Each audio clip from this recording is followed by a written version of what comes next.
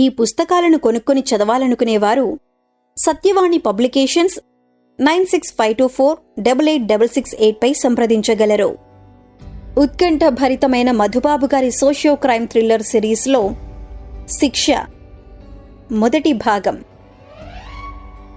చెవులు చిల్లులు పడేలా కూతలు పెడుతూ ప్లాట్ఫామ్ మీదకి వచ్చింది చెన్నై వెళ్లే ఎక్స్ప్రెస్ రైలు.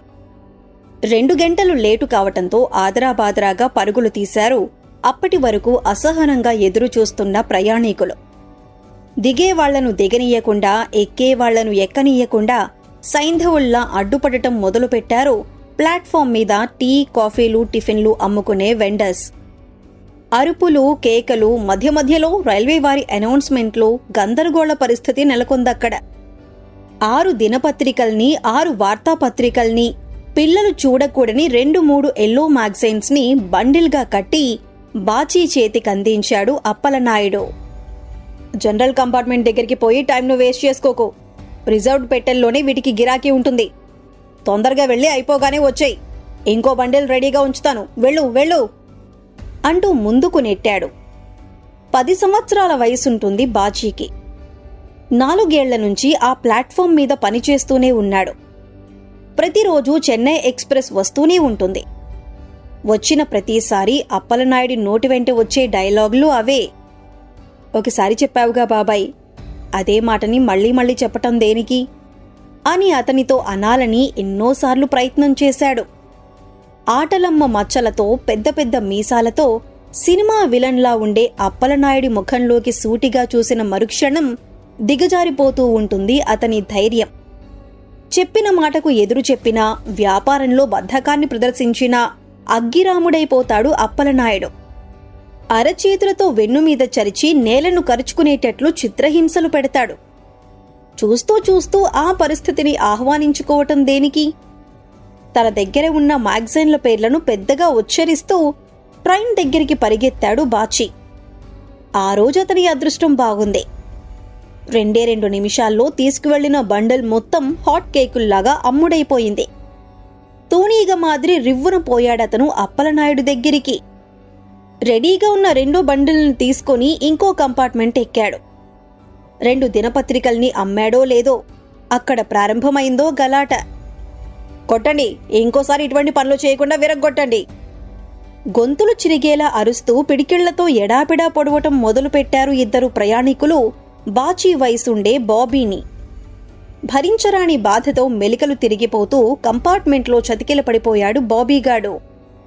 రైల్వే పోలీసుల్ని పిలవండి, రైలు కదిలే వేళవుతోంది. తన సీటులో కదలకుండా సలహా ఇస్తున్నాడు ఒక ప్రయాణికుడు. ఏమైంది సార్, ఎందుకు కొడుతున్నారతన్ని? అమాయకంగా అతన్ని అడిగాడు బాచీ.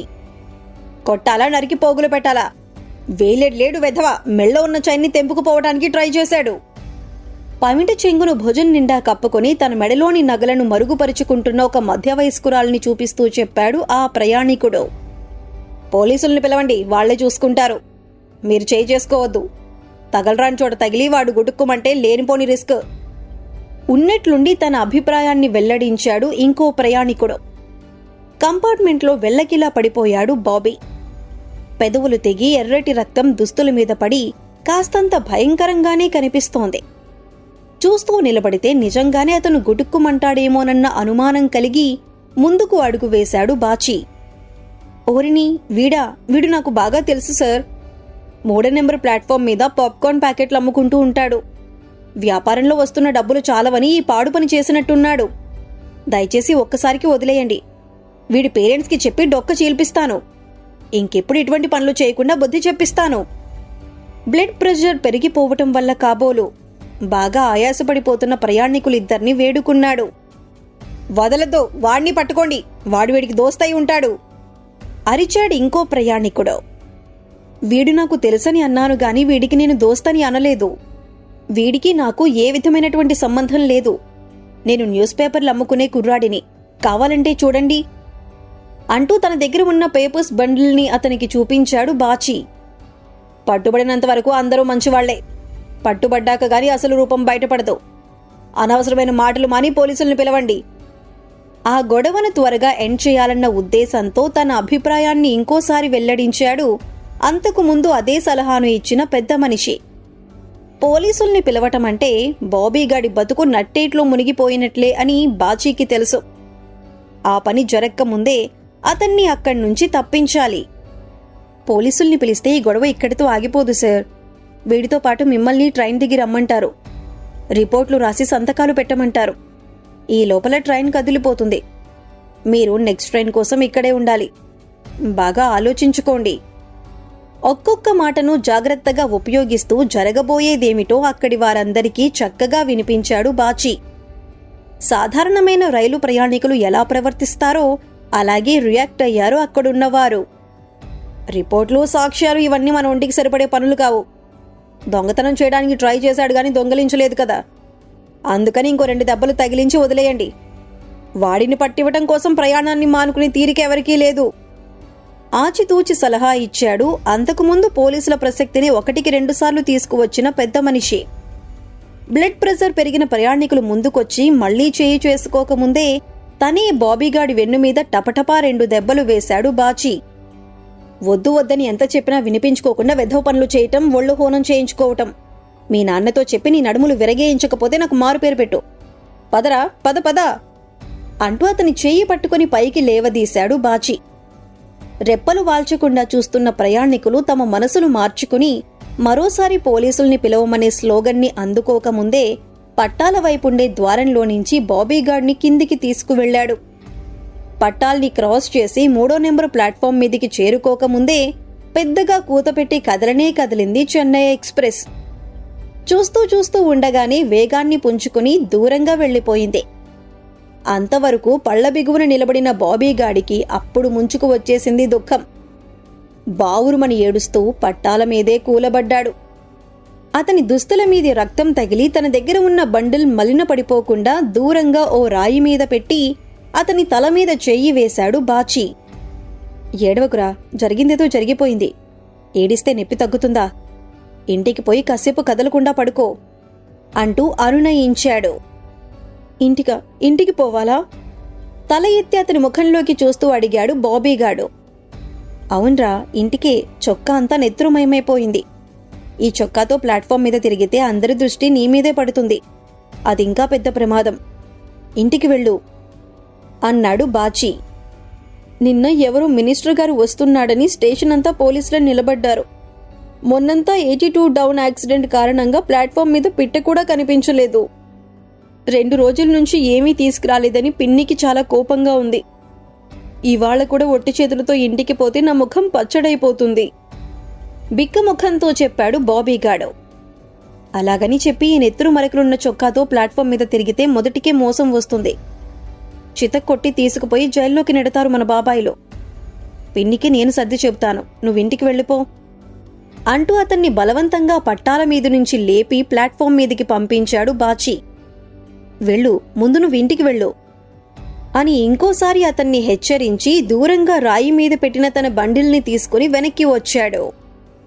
నీ పనేదో నువ్వు చూసుకోకుండా ఆ బాబీగాడికి హెల్ప్ చేయటం దేనికి? నీ మూలకంగా నా వ్యాపారం నష్టపోయింది. 3 బండిల్స్ అమ్మాల్సిన వాడివి వెర్రిముఖం వేసుకుని వెనక్కి తిరిగొచ్చావు. ముందు నీ తిత్తి తీసేయాలి. ఎర్రబడిన ముఖంతో వేడిగా వాడిగా అన్నాడు అప్పలనాయుడు అతన్ని చూడగానే. నిన్న 10 బండిల్స్ అమ్మాను. మొన్న ప్లాట్ఫామ్ మీద పిట్ట కూడా లేకపోయినా 7 బండిల్స్ను వదిలించేశాను. ఇవాళ ఒక్కరోజు ఏదో జరిగిందని చెప్పి నోటికొచ్చినట్టు మాట్లాడడం మంచిగా లేదు అని అనాలని అనుకున్నాడు బాచీ. కాని బ్రహ్మరాక్షసుడి మాదిరి నిలబడిన అప్పలనాయుడి వికృత వదనం వైపు చూస్తుంటే ఎప్పటి మాదిరి నోటిలోనే ఆగిపోయాయి ఆ మాటలు. మాట్లాడవేమిట్రా? పొడుగుపోయిందా గొంతు? నా నష్టానికి సమాధానం చెప్పు. మరింత కోపంగా అడగబోయిన అప్పలనాయుడు కూడా ఆ మాటల్ని తనలోనే అతి ప్రయత్నం మీద అదుముకున్నాడు. బెంగళూరు వైపు వెళ్లే ట్రైన్ ఆ ప్లాట్ఫామ్ మీదికి వస్తోందని అనౌన్స్మెంట్ వినరావటమే అందుకు కారణం. వెళ్ళు, త్వరగా వెళ్లి నష్టాన్ని పూడ్చు అంటూ ఇంకో 2 బండిల్స్ని అతని మీదికి విసిరి తన పనిలో బిజీ అయ్యాడు అప్పలనాయుడు. ట్రైన్ వచ్చి ప్లాట్ఫామ్ మీద ఆగిన క్షణం నుంచి రెచ్చిపోయి అమ్మేశాడు బాచీ. మొదట్లో తెచ్చిన 3 బండిల్స్ని వదిలించేసుకున్నాడు. ఇక మర్నాటి ఉదయం వరకు అప్పలనాయుడు చేతిలో తిట్లు తినాల్సిన అవసరం లేదని సంతోషిస్తూ వెనుతిరగబోతుండగా ఒక కంపార్ట్మెంట్లో నుంచి వినవచ్చింది ఇంకో రకమైన గందరగోళం. బాబీగాడి వంటి పాకెట్ మార్ల వల్ల సృష్టించబడలేదది. అదే పనిగా ప్రయాణాలు చేస్తూ సరైన తిండి లేకపోవటం వల్ల క్రియేట్ అయినటువంటిది. చచ్చిపోతున్నాను, నేను బతకను, నా పని అయిపోయింది.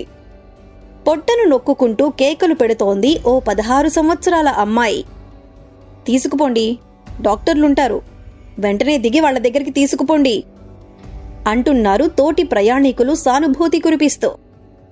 అమ్మాయిని డాక్టర్ల దగ్గరికి తీసుకుపోవటమంటే తమ ప్రయాణానికి బ్రేక్ తీసుకోవటమే అని తెలిసి బిక్కముఖాలేస్తున్నారు ఆ పిల్ల పేరెంట్స్. ద్రవించిపోయింది ఆ దృశ్యాన్ని చూసిన బాచీ మనసు. క్షణం ఆలస్యం చేయలేదతను. ఆఘమేఘాల మీద నెంబర్ 2 ప్లాట్ఫామ్ మీదికి పరిగెత్తాడు. ప్లాట్ఫామ్ మొదట్లోనే ఉంది అగర్వాల్ మెడికల్ షాప్. అతను చెప్పిన లక్షణాల్ని వినగానే అప్పటికప్పుడు 2 టాబ్లెట్స్ తీసిచ్చాడు అగర్వాల్. నీళ్లతోనే వేయించు, నొప్పి వెంటనే సర్దుకుంటుంది, ట్రైన్ దిగగానే డాక్టర్ దగ్గరికి వెళ్లమని చెప్పు అంటూ అతనిచ్చిన నోటుకు చిల్లరిచ్చి ఒక చాక్లెట్ని బోనస్గా బాచీ చేతిలో పెట్టాడతను. పరిగెత్తుతూనే చాక్లెట్ని నోట్లో వేసుకుని పట్టాల్ని క్రాస్ చేసి బెంగళూరు ట్రైన్ దగ్గరకొచ్చాడు. బాధతో బిగ్గరగా అరుస్తూనే ఉందా పిల్ల. డాక్టర్ దగ్గరికి తీసుకుపోమ్మని సలహాలిస్తూనే ఉన్నారు తోటివారు. ఎటూ తేల్చుకోలేక కన్నీళ్ల పర్యంతం అవుతూనే ఉన్నారు ఆ పిల్ల పేరెంట్స్. ఇవిగో టాబ్లెట్లు, మంచినీళ్లతో వేయండి, ఆలస్యం చేయకండి. కిటికీ ఊచల్లో నుంచి తను తెచ్చిన టాబ్లెట్లను ఆ పిల్ల తండ్రికిచ్చాడు బాచీ. క్షణంపాటు తటపటాయించాడా తండ్రి. ట్రైన్లో ఉండగా పరాయి వాళ్ళిచ్చిన ప్రసాదాలు తినుబండారాలు తిని అన్యాయమైపోయిన వారి కథలు బహుశా ఆ సమయంలో గుర్తుకు వచ్చి ఉండవచ్చు. మెడికల్ షాప్ నుంచి తీసుకొచ్చాను సార్, తొందరగా వేయండి, క్షణాల మీద నొప్పి తగ్గిపోతుంది, వేయండి. అతని తటపటాయింపుకు కారణం తెలిసినట్టు చిరునవ్వు నవ్వుతూ అన్నాడు బాచీ. అయిష్టంగానే వేశాడా తండ్రి. బండి కదలటానికి రెడీ అవుతున్న గంట మోగటం మొదలుపెట్టిన వెంటనే అరుపుల్ని ఆపి నీరసంగా నవ్విందా పిల్ల. తగ్గింది, నొప్పి తగ్గిపోతోంది పొట్టను తడుముకుంటూ లోగొంతుకుతో చెప్పింది తండ్రికి. ఇంటికి వెళ్లగానే డాక్టర్కు చూపించమని మెడికల్ షాప్ ఆయన చెప్పమన్నాడు, మరేం పర్వాలేదట అన్నాడు బాచీ. ఆ మాటలు విని అప్రయత్నంగా నిండిపోయాయి ఆ పిల్ల తండ్రి కళ్ళు కన్నీటితో. ఒక్క క్షణం తటపటాయించాడు. బండి కదలటం మొదలు పెట్టగానే దుస్తుల్లో నుంచి 100 రూపాయల కాగితాన్ని తీసి బాచీ మీదికి విసిరాడు. Thank you, thank you, thank you very much. Bengaluru వస్తే మా ఇంటికి రా, నా పేరు అని అంటుండగానే వేగాన్ని పుంజుకుంది ట్రైన్. అతని పేరేమిటో బాచీకి వినిపించలేదు. పేరే వినపడినప్పుడు అడ్రస్ ఎలా వినిపిస్తుంది? ఒకవేళ వినిపించినా తను ఆ స్టేషన్ని వదిలిపెట్టి బెంగళూరు వెళ్లటం సాధ్యపడుతుందా? ఆ రోజు ప్లాట్ఫామ్ మీదికి వచ్చినప్పటి నుంచి కళ్ల ముందు కనపడిని తమ పిన్ని ముఖం ఒక్కసారిగా ప్రత్యక్షమయ్యేసరికి పంచదార వేసుకోకుండా కాఫీ తాగినట్టు చేదుగా తయారైంది అతని నోరు. ట్రైన్లో నుంచి పిల్ల తండ్రి బయటికి విసిరిన 100 నోటును జాగ్రత్తగా మడతపెట్టి నిక్కర్ అంచుల్లో తను తయారు చేసుకున్న సీక్రెట్ పాకెట్లో భద్రపరుచుకున్నాడు బాచీ. అంతకుముందు అలాంటి అడ్వెంచర్లు చేసి బోనస్గా సంపాదించుకున్న ఇంకో 4 నోట్లు ఆ పాకెట్లోనే ఉన్నాయి. చేతికి తగిలి శబ్దం చేశాయి. ఏరా, ఏం చేస్తున్నావురా అక్కడ? ఖాళీ ప్లాట్ఫామ్ మీద నిలబడి నిద్రపోతున్నావా? దూరం నుంచి అప్పలనాయుడు అరిచిన అరుపు వినగానే అలర్ట్ అయిపోయాడతను. పరుగులాంటి నడకతో అతని దగ్గరికెళ్లి ఆ రోజు అమ్మకాల డబ్బును అప్పగించాడు. నువ్వొట్టి బద్ధకపు వెధవిరా, ఒళ్ళు వంచి పనిచేస్తే నీ అంతటివాడు ఈ స్టేషన్ మొత్తం మీద లేడు, కాని నువ్వు మనసు పెట్టి పనిచెయ్యవు అంటూ ఒక 10 రూపాయల నోటును 5 రూపాయల బిళ్లను అతనికి అందించాడు అప్పలనాయుడు. నాకింకో 5 రూపాయలు వస్తాయి ఆ సొమ్మును సరిచూసుకుంటూ అన్నాడు బాచీ. ఎందుకొస్తాయిరా, ఎలా వస్తాయి? ఆ పోరంబోకు బాబీగాడిని కాపాడటానికి 3 బండిళ్ల వ్యాపారాన్ని బుగ్గి చేసేశావు. సరుకు అలాగే ఉండిపోయింది. ఆ నష్టం ఎవడిచ్చుకుంటాడు? మీ పిన్నిచ్చుకుంటుందా? వెధవ మాటలు మాట్లాడకుండా ఇచ్చింది తీసుకుని సంతోషించు. పో అవతలికి. అవతలి వైపుకు తిరుగుతూ విసురుగా అన్నాడు అప్పలనాయుడు. కాదు కూడదని మొండికేస్తే చెంపదెబ్బలు పడతాయని తెలుసు కాబట్టి వచ్చేశాడు బాచీ. 4వ నెంబరు ప్లాట్ఫామ్ దగ్గర అతని కోసమే నిలబడి ఉన్నట్లు పిలిచాడు ముత్తుస్వామి. పెళ్లి నడకలు నడుస్తూ వస్తావేమిట్రా, త్వరగా వచ్చేయి. వేలుకు వేలు అద్దెలు కట్టి షాపుల్ని మెయింటైన్ చేస్తున్నాను. నీలాంటి దొంగనాయాళ్ల కోసం ఎదురు చూడటం తప్పటం లేదు. వచ్చేయి త్వరగా. పట్టాలకు అవతలి వైపునుండగానే అరిచాడు. పరుగులాంటి నడకతో పోయాడు బాజీ.